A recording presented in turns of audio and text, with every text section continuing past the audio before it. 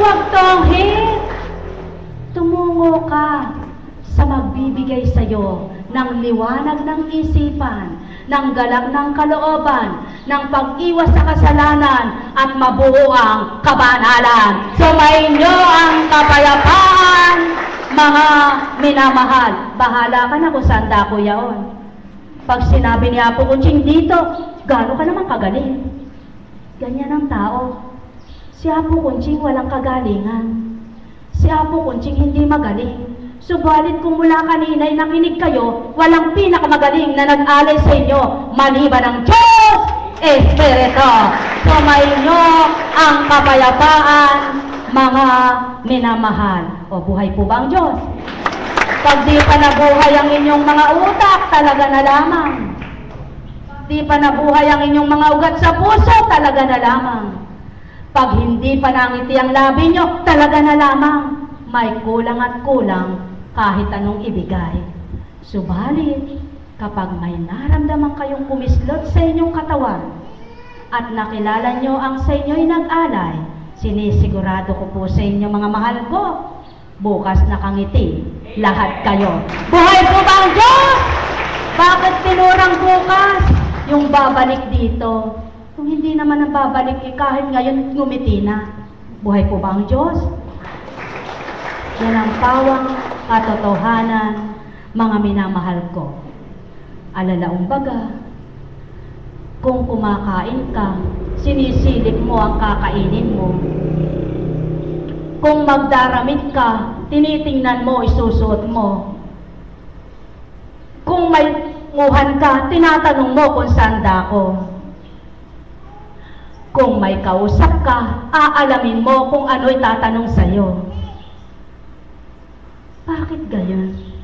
Ang daming inaalam ng tao. Bakit hindi hanapin ang totoo? Bakit di alamin ang katotohanan? At bakit hindi gawing pang-araw-araw sa buhay? Hindi ngayon ka lamang magtatanong kung saan dakong patungo kay Apo Kunching. Saan kaya dakong paputol ng paputol? Mga kamahal ko, huwag niyo pong putulin ang daan patungo sa Ama. Kundi patungo sa Ama, patuloy niyong hanapin at patuloy niyong dugtungan ang paghakbang. Sapagkat kailanman at pinutol mo yaan, hindi ka makakabuo sa diretsyong daan. Sinisigurado ko sa inyo, mga minamahal ko, kapag tumahak ka sa mabuti, alamin mo kung paano ang pananahan. Kapag suriin mo kung paano ka makapagtitibay. Kapag nangaral ka sa katotohanan, alamin mo kung paano mo tutuparin.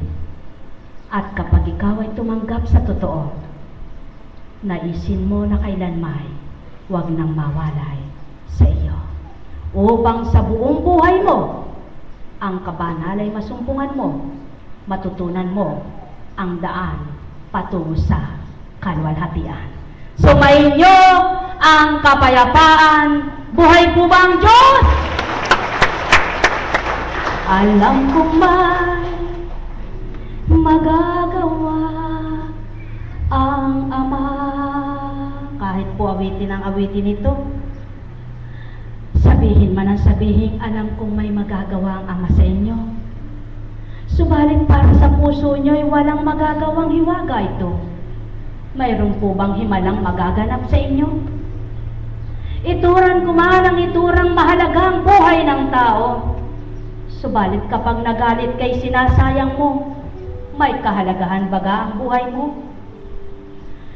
Wikain ko man ang wikain ng ikababanal mo tao. Kung walang pakikinggan ka kundi damdamin mo, may pagbabago ba sa puso mo? Isigaw ko man ang isigaw, buhay ang Ama ko. Kundi mabubuhay ito sa iyo, may magaganap bang pagkabuhay at pagbabagong buhay ka? Magnilay kayo mga mahal ko. Tantuin ang tinuran ko. Bulay-bulayin nyo ito. Kapag pagbulay nyo na pagnilay, kayo'y magkaroon ng pagtanggap. Mararamdaman nyo kung anong wika ko, kung anong pahayag ko, kung anong aral ko, kung anong layon ko, kung anong nasa ko, kung paano ko kayo kamahal tao. Mahal na mahal ko kayo. Tuwirang kong tinuturan, mahal na mahal ko kayo.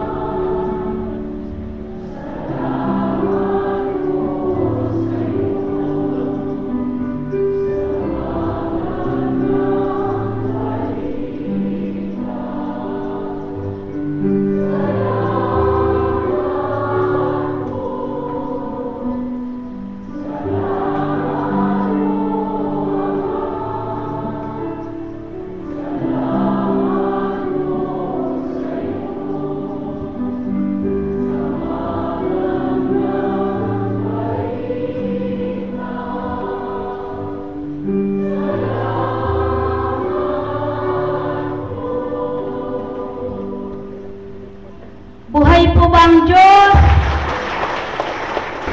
Alam niyo po, tao rin po ako. Tao pa po ako. Pag halimbawa ay nabutan mo siya ang kukuntsing pagkatao, tititigan ka lang, di ba? Purihin ang Ama. Buhay ba ang Diyos? Oo, anak. Hindi ka na mataba. Kumbaga hindi na alsado, no?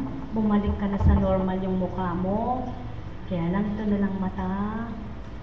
Nga na lang, kaunti na lang, parang lechon. Hindi na lechon. Yung kamay mo. Ngayon, mararamdaman mo na. Makikilala mo ang Ama. Kung gaano ba siya at ano ba siya. Ano po?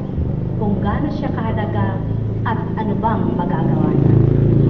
Maliwanag na kapag gumaling ka sa pamamagitan ng kapangyarihan at pagdaloy ng Espiritu, maliwanag ang patotoo na ang Diyos ay buhay. Kaya minsan parang isang eksperimento. Kaya minsan sinasabi ng Ama, ito gawin mo, ito gawin mo. Para patunayan niya na siya'y may magagawa sa'yo. Na siya ay buhay at may kapangyarihan. Kaya lamang po, hindi nagaganap sa lahat ng tao. Dahil hindi nga po kayang tanggapin niya at di nga po kayang unawain. Hindi naman po sinabi ng Amang lahat kayo'y wag nang magpadoktor. Hindi po. Kailangan din natin ang mga doktor.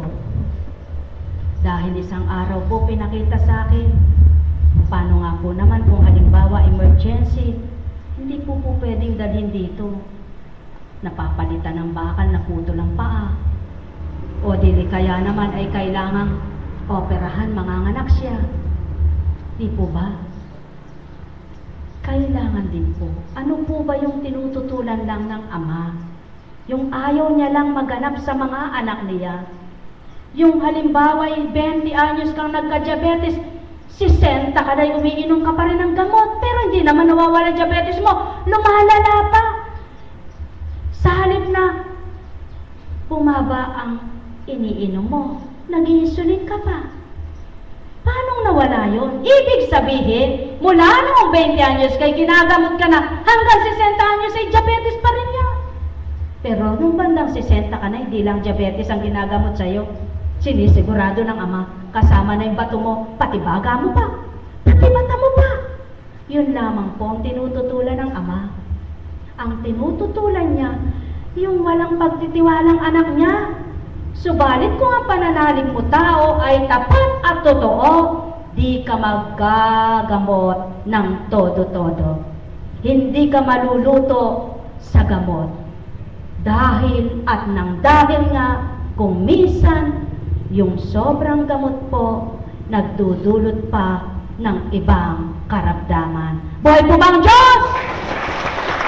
Subalit, alam din po yan ng mga doktor. Yun din ang ayaw ng Ama. Yung dapat ay tinatapat mo yung kapatid mo. Halimbawa nga ay tinurat nyo. Ano ba kang masakit mo? Ito po. O si